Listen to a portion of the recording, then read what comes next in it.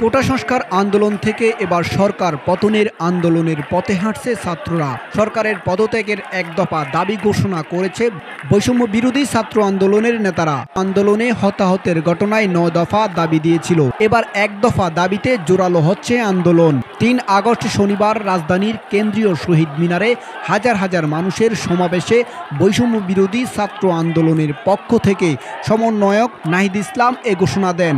এ সময় নাহিদ ইসলাম বর্তমান সরকার এবং মন্ত্রীদের পদত্যাগ দাবি করে এক দফা কর্মসূচি বাস্তবায়নে সবার সঙ্গে আলোচনা করে সম্মিলিত মোর্চা গঠন করার সিদ্ধান্তের কথা জানান। আগামীকাল ৪ আগস্ট থেকে সর্বত্র অসহযোগ আন্দোলন চালিয়ে যাওয়ার ঘোষণা দেন। শহীদ মিনারের সামনের সারিতে অন্তত ৬ জন সমন্বয়ক উপস্থিত ছিলেন। তারা হলেন নাহিদ ইসলাম, সারজিদ আলম, হাসনাত আবদুল্লাহ, আসিফ মাহমুদ, আবুল বাকের মজুমদার ও আব্দুল কাদের। শহীদ মিনার ছাড়াও ঢাকার বিভিন্ন জায়গায় শিক্ষার্থী ও সাধারণ মানুষ সমবেত হয়েছেন।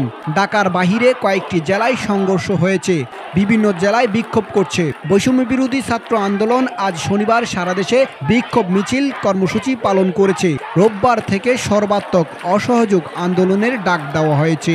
আজকের কর্মসূচিতে অংশ নিতে রাজধানীর বিভিন্ন এলাকা থেকে বিক্ষোভ মিছিল নিয়ে শহীদ মিনার এলাকায় একত্রিত হয়েছে শিক্ষার্থী ও সাধারণ মানুষ। সরকারি চাকুরিতে কোটা সংস্কারের দাবিতে ১ জুলাই থেকে লাগাতার আন্দোলন শুরু করে শিক্ষার্থীরা।